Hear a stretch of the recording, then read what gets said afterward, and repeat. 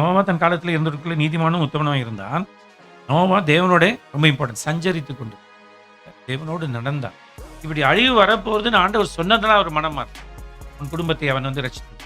அவனுக்கு ஏற்கனவே பயபக்தி உள்ளவனாக இருந்தான், தேவ பக்தி உள்ளவனாக இருந்தான். ஏற்கனவே ஒரு என்ன இருக்கு, ஒரு ஃபியர் ஆஃப் காட் இருக்கு.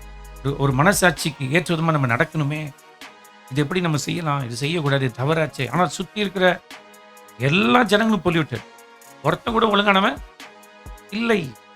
அப்படிப்பட்ட கரப்ட் சொசைட்டியில், அப்படிப்பட்ட ஒரு கம்யூனிட்டியில் ஒரு ஆள் மட்டும் தன் பரிசுத்தத்தை காத்துக்கொண்டு அவங்க வழியில் போகாதபடி தேவனுடைய வழியில் உலகத்தின் வழிபாடுகளை நீங்கள் கற்றுக்கொள்ளாதீங்க.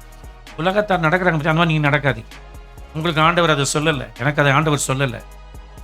நமக்கு இப்போ தெரியும் ஆண்டவர் வரப்போறாருன்னு தெரியும், அழிவு வரப்போகுதுன்னு தெரியும், ஒரு ஆள் எப்போ வேணா சாவலான்னு தெரியும், ஏசப்பா எப்போ வேணா வருவாருன்னு நமக்கு தெரியும், கடைசி காலத்தில் வாழ்ந்திருக்கணும்னு தெரியும், முதல்ல சபையில தான் நியாய தீர்ப்பு தொடங்க போகுதுன்னு தெரியும். இதெல்லாம் தெரிஞ்சப்பட நமக்குள்ள துணிக்கிறாரு.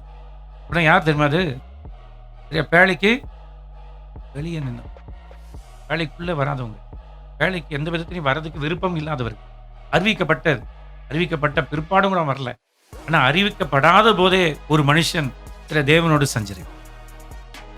இன்னைக்கு நம்முடைய நிலை என்ன? நமக்கு அறிவிக்கப்பட்டு இருக்கிறது. அப்போ எப்படி சஞ்சரிக்கணும் ஆண்டவரோடு? இந்த வேலைக்குள்ள எப்படி இருக்கணும்? தேவனுக்கு முன்பாக உத்தமனாய் நடக்குவேன். மனசு நல்லா பதிச்சு இருந்தாலும் சரி, எங்கே போனாலும் சரி, நான் தேவனுக்கு ஏற்ற வாழ்க்கை வாழுகிறேன்.